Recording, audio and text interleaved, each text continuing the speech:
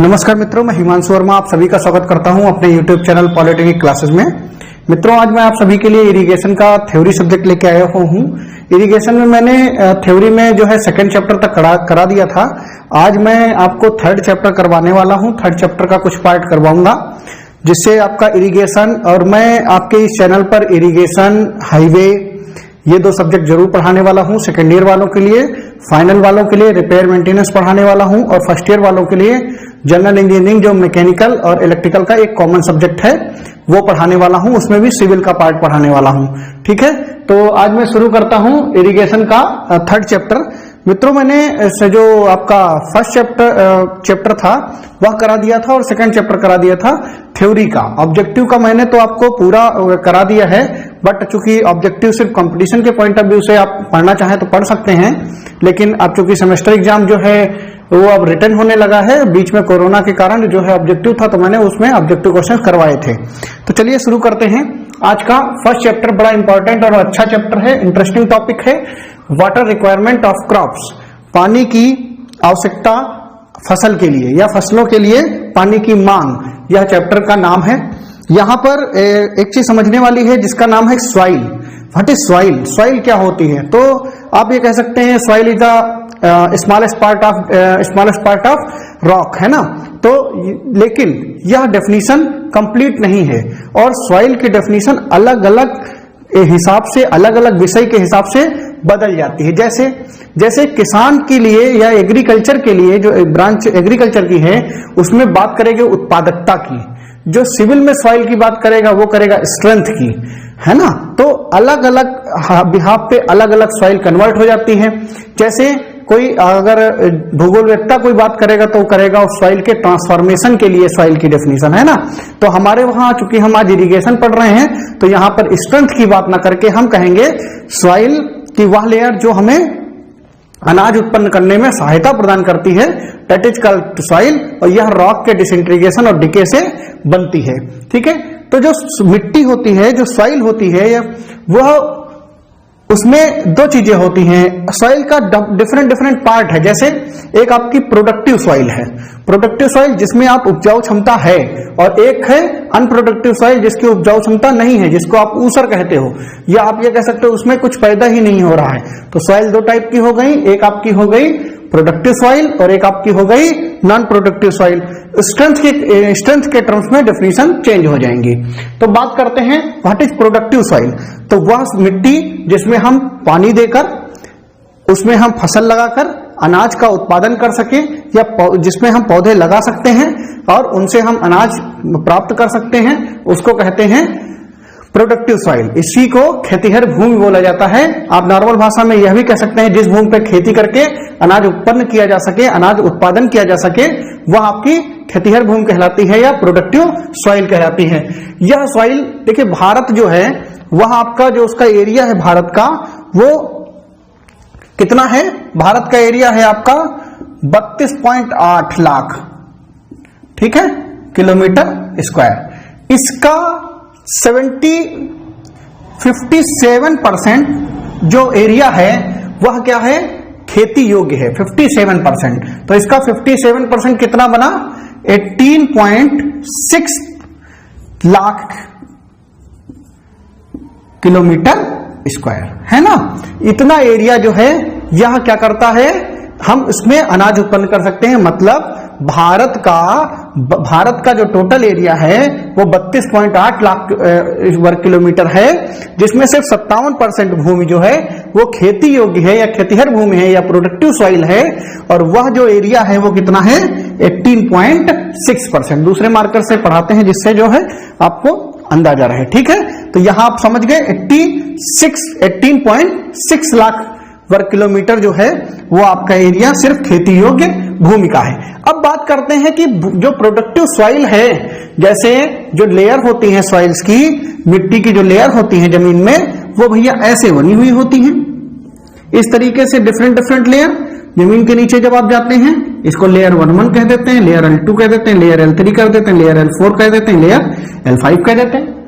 तो जब सॉइल जो जमीन है हमारी वो बहुत सारी लेयर्स के मिलके बनी हुई है, तो इसमें कौन सी लेयर को प्रोडक्टिव सॉइल के अंतर्गत लाएंगे, कितनी गहराई तक हम ये मान लें कि वह सॉइल कैसी है, प्रोडक्टिव सॉइल। एक बात ध्यान रखिएगा, जो जमीन का अपर क्रस्ट होता है, जो टॉप, मान लीजिए डस्टर है, ये देखिए नीचे से गोल है, तो ये मान लीजिए अर्थ है, इस पर की जो ब्लैक वाला पोर्शन है ये समझ लीजिए सॉइल है, तो इसका जो टॉप मोस्ट लेयर होगी वह ज्यादा उपजाऊ होगी, और जैसे जैसे नीचे जाएंगे उपजाऊ क्षमता जो है वो क्या होती जाएगी, आपकी घटती चली जाएगी। उपजाऊ क्षमता क्या होती चली जाएगी, घटती चली जाएगी।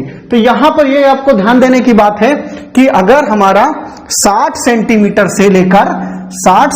से लेकर ऊपर का और 1 मीटर तक ये जो लेयर है वो क्या किसके अंतर्गत आती है, प्रोडक्टिव सॉइल के अंतर्गत आती है।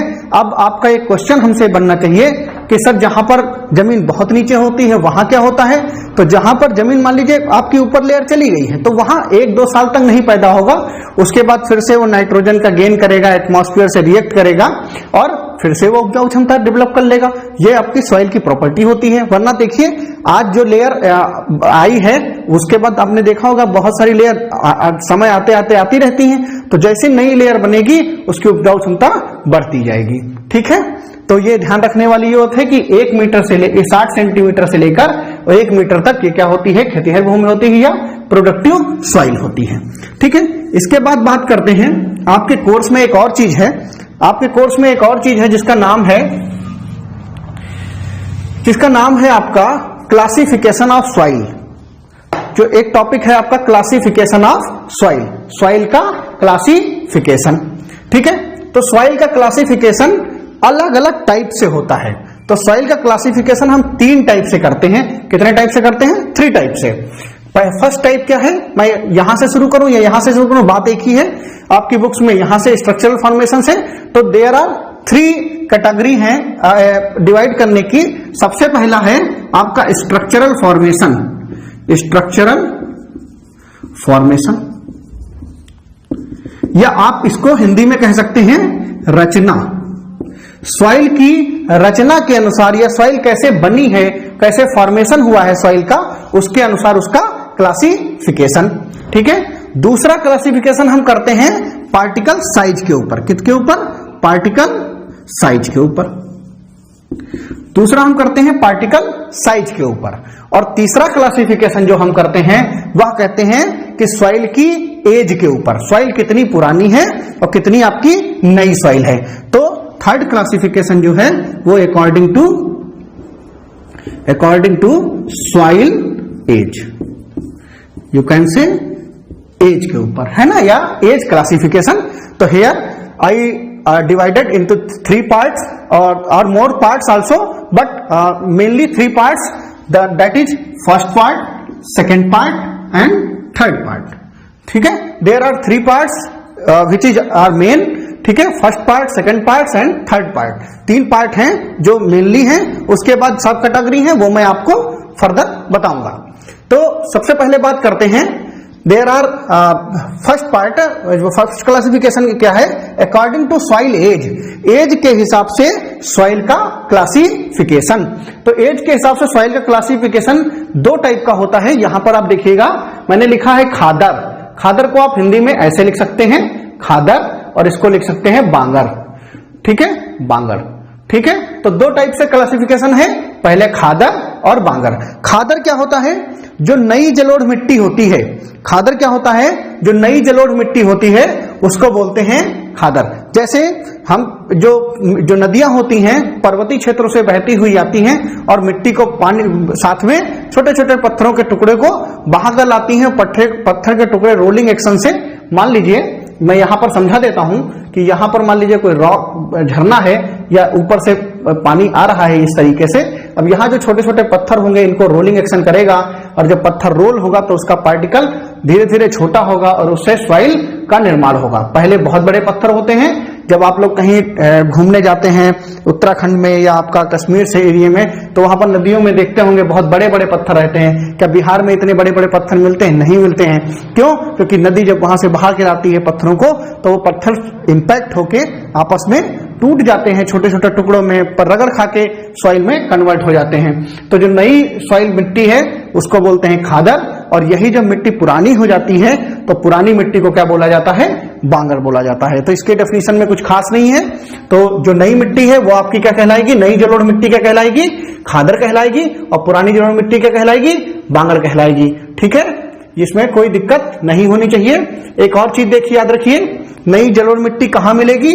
नई जलोढ़ मिट्टी वहां मिलेगी जहां पर पानी ज्यादा आएगा, नहर का पानी ज्यादा आएगा। क्लियर है? क्योंकि नई जलोढ़ मिट्टी, जलोढ़ का मतलब जल से लाई गई है ना, तो नई जलोढ़ मिट्टी कहां मिलेगा? जहां पानी ज्यादा होगा। और पानी कहां पर ज्यादा होगा? जहां पर बाढ़ आएगी। तो इसीलिए आप लोगों ने देखा होगा कहीं कहीं पर पश्चिमांचल में बोलते हैं खादर एरिया, पूर्वांचल वो बोलते हैं तराई, है ना, तराई का एरिया। तो यहां पर खादर जो है वो तराई के एरिया में ज्यादा मिट्टी पाई जाती है। ठीक है, क्लियर है?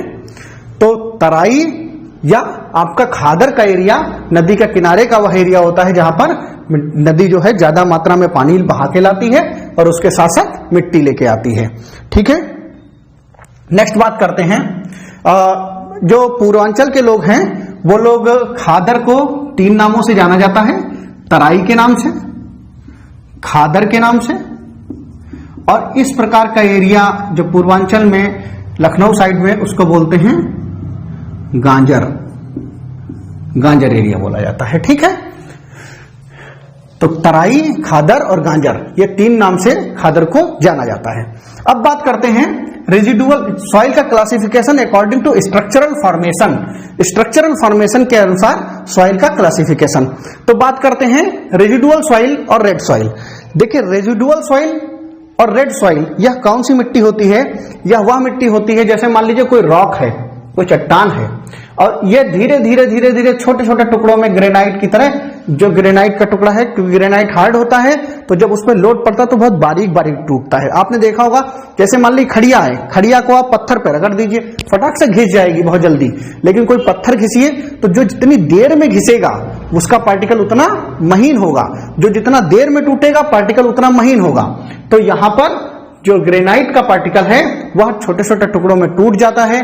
ठीक है, या और हमेशा एक क्लीवेज रहता है उसके अंदर, एक हमेशा उसका यूनिफॉर्म शेप रहता है उसके अंदर, और उसी शेप में वो टूटता है। इस शेप को के कारण इसका एक अजीब सा टेक्सचर रहता है, जो हाथ पे अगर आप ऐसे रब करेंगे तो गड़ेगा आपको, जैसे मूरम। ठीक है, रेड सॉइल तो बोले तो मूरम, क्या होती है? मूरम। ठीक है, रेड सॉइल क्या होती है? मूरम होती है। ठीक है, अब ये कहां पाई जाती है? महाराष्ट्र में, तमिलनाडु में, जितना डेक्कन पोर्शन है, मध्य प्रदेश का कुछ पार्ट है, जितना डेक्कन है, डेक्कन मतलब साउथ का पोर्शन, तो डेक्कन प्लेटू में रेजिडुअल सॉइल और रेड सॉइल की प्रचुरता है। ठीक है, तो यहां तक कोई दिक्कत नहीं होनी चाहिए। इस सॉइल में आप खेती कर सकते हैं, बस सॉइल का थोड़ा सा ट्रीटमेंट करना पड़ता है। ब्लैक सॉइल क्या होती है? जब हमारा ज्वालामुखी से निकली हुई राख या आपका ब्लैक कॉटन, इसी जो बहुत बारीक होती है, जिसमें स्वेलिंग की और मॉइस्चर गेनिंग की दोनों प्रॉपर्टी बहुत ज्यादा होती हैं। जैसे आपका ये इस टाइप की सॉइल क्या होती है? जैसे आप मान लीजिए पानी मिट्टी पे चल रहे हैं, तो अगर धूप होगी तो इतनी हार्ड हो जाएगी पैर अपने के छिल जाएंगे, लेकिन जैसे ही थोड़ा पानी पड़ेगा एकदम फिसलन हो जाएगी। तो ये कहलाती है ब्लैक कॉटन सॉइल। इसी ब्लैक सॉइल या black cotton soil, black cotton soil इसलिए भी बोला जाता है इस सॉइल को, बिकॉज क्योंकि जो कॉटन होता है उसके लिए यह मिट्टी बहुत आवश्यक होती है। कपास की खेती ब्लैक सॉइल में ही होती है, इसलिए इस सॉइल का नाम पड़ गया है ब्लैक कॉटन सॉइल। ठीक है, यह गुजरात में, गुजरात के एरिया में पाई जाती है। Saline and alkaline soil. Saline और अल्कलाइन सॉइल वह होती है जिसमें आपके जो क्षार होते हैं या लवण होते हैं, इनकी प्रचुर मात्रा होती है। यह मिट्टी खेती के लिए उपयुक्त नहीं होती है। आप लोगों ने एक चीज सुना होगा, रेहू। जो लोग जानते होंगे रेहू को, ये एक पदार्थ होता है जिसमें अल्कलाइन सॉइल होती है। जैसे जो धोबी लोग होते हैं, जो आपका देखते होंगे नदी के किनारे कपड़े धोते हैं, वो पहले रेहू से धोते थे, और क्योंकि वो सैलाइन होती थी और उस मिट्टी से धोया जाता था। तो रेहू जो मिट्टी होती है उसकी जो उत्पादक क्षमता होती है वो बहुत बेकार होती है।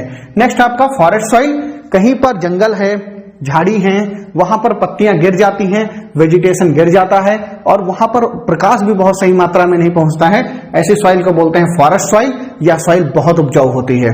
ठीक है, डेजर्ट सॉइल। जहां पर आपकी सिलिका की परसेंटेज बहुत ज्यादा होती है, जहां पर SiO2 की परसेंटेज बहुत ज्यादा होती है, बालू की परसेंटेज बहुत ज्यादा होती है। बालू की प्रॉपर्टी क्या होती है, पानी उसके अंदर जैसे आपका सॉइल में पानी जाए और तुरंत नीचे परफोलेट कर देगा, पानी को रिटेन नहीं करता है। तो रिटेन नहीं करता है तो इस प्रकार का हमारा जो सॉइल होता है वह बहुत ज्यादा खेती में उपयुक्त नहीं होता। बट इसका अगर ट्रीटमेंट कर दिया जाए, इसमें आपका मृतिका मिला दी जाए या क्ले मिला दी जाए, तो फिर इसमें मूंगफली की खेती ठीक ठाक कर सकते हैं। नेक्स्ट है आपका पीट एंड मार्सी सॉइल। अरब सागर और बंगाल की खाड़ी के जो साइड्स के पोर्शन होते हैं, जहां पर बहुत सॉइल बारिश होती है लगातार और धूप कम पड़ती है, ऐसी सॉइल जो है वो सड़ जाती है और उसमें मीथेन की आपकी बदबू आती रहती है। मीथेन को इसीलिए मार्स गैस भी बोला जाता है। और यहाँ पर वो सॉइल जो है वो मार्सी लैंड हो जाती है। ऐसी जगहों पर हम खेती नहीं कर पाते हैं, दलदल हो जाता है। एलुवियल सॉइल, इसको आप टॉप पे भी रख सकते हैं। एलुवियल सॉइल जो नदियों के द्वारा बहा के ले जाने वाली बहुत ही उपजाऊ मिट्टी होती है, उसको बोलते हैं एलुवियल सॉइल या जलोढ़ मिट्टी। जो गंगा और यमुना का जितना भी मैदान है, या आप ये भी कह सकते हैं चाहे गंगा यमुना का मैदान हो, चाहे ईरान में दजला फरात का मैदान हो, चाहे पाकिस्तान में झेलम का हो, चिनाब का हो, ये जितने भी ये मैदानी पोर्शन है, मिट्टी नदियों के द्वारा लाई गई सॉइल है, वो सब क्या कहलाती है, आपकी एलुवियल सॉइल। तो जहां पर नदियों के द्वारा मिट्टी बहा के लाई जाएगी, वो आपकी मिट्टी क्या कहलाएगी, एलुवियल सॉइल या जलोढ़ सॉइल। गंगा माँ जो है आपकी रिवर जो है, यमुना रिवर जो है, इन दोनों से हमारा जो उत्तर प्रदेश, मध्य प्रदेश और आपका दिल्ली का थोड़ा बहुत पोर्शन है, उसके द्वारा उसी से सिंचाई होती है, क्योंकि उसके द्वारा लाई गई मिट्टी बहुत ज्यादा मात्रा में उपजाऊ होती। क्यों होती है उसका मैंने बताया कि वह धीरे धीरे मिट्टी कट के आती है, तो जो पानी बहा के लाता है वो सब टॉप सॉइल रॉक की लाती है, उसमें बहुत सारा वेजिटेशन मिलता है आके और बहुत सारे कार्बनिक पदार्थ मिलते हैं, जिससे जो सॉइल होती है उसकी उपजाऊ क्षमता बढ़ जाती है। नेक्स्ट बात करते हैं according to particle size. Particle size there are mainly 3 types of classification, आप sand, silt and clay. Sand का पोर्शन, सैंड बोले तो बालू, बालू का कितना साइज होता है, 2 mm से 0.06 mm। सिल्ट का साइज होता है 0.06 mm टू 0.002 mm। क्ले का साइज होता है 0.002 mm से छोटा। तो देखिए क्ले का जो पार्टिकल साइज है वो 0.002 mm से महीन होता है, वह मिट्टी कहलाती है। देखिए जितना पार्टिकल साइज बड़ा होगा उतना ही वाटर रिटेनिंग कैपेसिटी क्या होगी, कम होगी। जैसे पार्टिकल साइज, मान लीजिए कोई पत्थर इतना बड़ा है, अब एक बर्तन में इतने बड़े बड़े पत्थर भर दीजिए, जैसे कंचे ग्लास बॉल्स खेलते हैं आप लोग, तो उसको एक कंटेनर में भर दीजिए, उसके बाद पानी डालिए, एकदम बह जाएगा। बालू में पानी डालिए, एकदम नीचे आ जाएगा, बह जाएगा। लेकिन क्या मिट्टी भर के पानी डालेंगे नीचे एकदम से आ जाएगा, नहीं आएगा। तो उसमें रिटेनिंग कैपेसिटी ज्यादा होगी। तो जितना पार्टिकल साइज छोटा होगा उतनी ही ज्यादा उसकी वाटर रिटेन कैपेसिटी होनी चाहिए होगी। और वाटर रिटेनिंग कैपेसिटी इतनी भी ना हो कि हवा का एरिएशन भी ना हो पाए या संवातन भी ना हो पाए। मतलब थोड़ा मिट्टी भुरभुरी होनी चाहिए, एकदम से चिकनी नहीं होनी चाहिए कि पानी जाने ही ना दे, जड़ों को बिल्कुल बांध ले और जड़ सड़ जाए। ऐसी सिचुएशन नहीं होनी चाहिए। पानी आए भी, रुके भी और उसके बाद धीरे धीरे मूव करे। ये नहीं है कि एकदम डाला एकदम चला गया। तो कुछ खेती के लिए चलो वो उपजाऊ है, एक बार जैसे असम में है चायपत्ती की फसल में पानी चाहिए तुरंत भाग जाए, बह जाए। मेंथा में पानी चाहिए, थोड़ी दूर रुके फिर बह जाए, चलता है। बट हर समय आप ऐसी सिचुएशन में आप हर समय उसको पानी नहीं दे सकते, ठीक है। तो हमारा थोड़ा सा रिटेनिंग कैपेसिटी होनी चाहिए सॉइल की। तो मेनली यहाँ पर पार्टिकल साइज से 3 साइड में इसको क्लासिफाई किया गया है, सैंडी सॉइल, सिल्टी सॉइल और क्ले। तो सैंड 2 mm से 0.06 mm, सिल्ट 0.6 mm से 0.002 mm और क्ले 0.002 mm से भी महीन। अब बात करते हैं कि इन्हीं की परसेंटेज क्ले के हिसाब से, क्ले की परसेंटेज के हिसाब से हमने फिर फर्दर क्लासिफाई कर दे। मैंने क्या कहा था अभी, classification of soil are the 3 types, ठीक है। 3 टाइप से हम क्लासिफाई करेंगे, according to age, according to structural formation, according to particle size, ठीक है, अकॉर्डिंग टू पार्टिकल साइज। अब जब 3 से करेंगे तो फर्दर क्लासिफिकेशन करेंगे अकॉर्डिंग टू क्ले परसेंटेज, ठीक है। तो बात करते हैं according to clay percentage, there are 7 types almost, okay. तो मटियार सॉइल क्या होती है, जिसमें 35 से 40% तक क्ले होती है। 35 से 40% तक अगर क्ले होगी तो आप ये ध्यान रखिए कि 40% क्ले होगी मतलब वो फसल इसमें होगी जिसके अंदर स्ट्रेंथ ज्यादा होगी, पानी फसल जो ज्यादा मांगेगी वो यहां पैदा हो सकती है। कौन सी फसल है? गन्ना और धान। ठीक है, गन्ना और धान की खेती इसमें अच्छी कर सकते हैं। उसके बाद बात करते हैं मटियार और दोमट सॉइल। मटियार और दोमट सॉइल क्या है?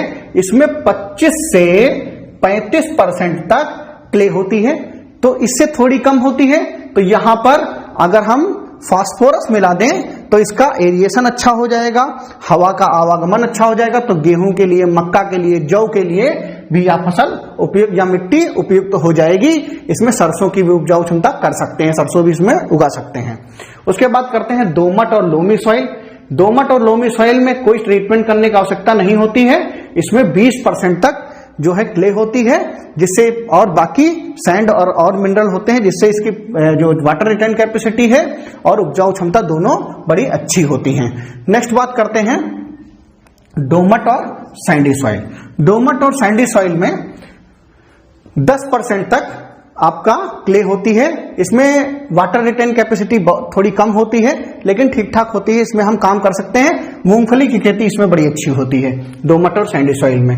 ठीक है, सैंडी सॉइल में थोड़ा सा अगर क्ले मिला दें, इसमें 5% तक, इसमें 10% क्ले होती है और सैंडी सॉइल में 5% तक क्ले होती है। 5% जो क्ले है वो भी मूंगफली खेती के लिए, तरबूज की खेती के लिए ठीक ठाक होती है। बट अगर इसमें थोड़ी सी क्ले और फास्फोरस और नाइट्रोजन या यूरिया डाल दें तो इसकी खेती अच्छी हो जाती है। उसके बाद ह्यूम सॉइल, यह बहुत उपजाऊ सॉइल होती है। ये आपको कहाँ मिलेगा? ये पर्वतीय क्षेत्रों में मिलेगा आपका, जहां पर जो पेड़ पौधे हैं वो उसमें पत्तियां सड़ गई हैं। जंगली एरिया में मिलेगा, तो वहां पर उपजाऊ क्षमता बहुत ज्यादा होती है, क्योंकि यहां पर लगातार खेती तो की नहीं जाती। इसी का फायदा उठा के लोग पहले खेती करते थे, जिसको आप बोलते थे झूम खेती, है ना। झूम खेती मध्य प्रदेश में थोड़ी सी ज्यादा होती है, जिसमें आप लोग जानवर को, अपने जानवर और टीन टप्पर लेके चल देते थे, और जहां पर जंगल देखा वहां पर थोड़ी साफ सफाई की, खेती की। जब उपजाऊ क्षमता खत्म हो गई तो दूसरी जगह चले गए, तो उसको झूम खेती बोलते हैं। तो ह्यूम सॉइल झूम खेती के लिए बड़ी उपयुक्त है, क्योंकि इसमें उर्वरक अपने आप ऑटोमेटिक नेचुरल फॉर्म में होते हैं, क्योंकि जो वेजिटेशन है, पेड़ पौधे हैं, पत्तियां हैं या मरे हुए जानवर हैं, वो उसमें मिल जाते हैं। जीवाश्मी जो इसे सॉइल बोलते हैं वो है। उसके बाद बात करते हैं ऊसर सॉइल। तो देखिए, एक बात मैं आपको बता दूं, सॉइल का जो पीएच होना चाहिए वो 7 होना चाहिए। कितना होना चाहिए? 7। ठीक है, अगर सॉइल का पीएच 7 नहीं है, 7 से ज्यादा है, तो आपका क्या हो जाएगा? सॉइल ऊसर हो जाएगी। और ऊसर सॉइल का जो पीएच होता है वो 11 से 7 से ऊपर होता है, वो ऊसर होती है। अगर सॉइल, किसी सॉइल का पीएच 11 से ऊपर है तो सॉइल बिल्कुल बंजर, उसमें कुछ भी पैदा नहीं होने वाला। ठीक है, तो ये डिफरेंट टाइप की सॉइल थी, मैंने आपको बताया। क्लासिफिकेशन ऑफ सॉइल बताया, प्रोडक्टिव सॉइल बताया। तो आप ये टॉपिक अब तक पढ़िए। नेक्स्ट लेक्चर में जल्दी ही लेके आऊंगा आपके समक्ष, क्योंकि मेरा ये पढ़ाने का सिस्टम है कि मैं थोड़ा थोड़ा पढ़ाऊंगा। उसके बाद इसके बाद जो चैप्टर है उसमें ये बताऊंगा, इसके बाद जो टॉपिक है उसमें ये बताऊंगा कि जो सॉइल अगर हमारी खराब है तो उसका ट्रीटमेंट कैसे करें। तो इसके बाद ट्रीटमेंट की बात होगी। तब तक के लिए आप लोगों से विदा लेना चाहूंगा। Thank you so much, thanks for watching my dear friends. Channel को आप ज्यादा से ज्यादा लोगों तक पहुंचाएं, जिनके पास नहीं है, दूसरे कॉलेज में आपके पास आपके फ्रेंड्स पढ़ रहे हैं, वहां तक पहुंचाएं और चैनल को सब्सक्राइब करें। Thank you so much, thanks for watching.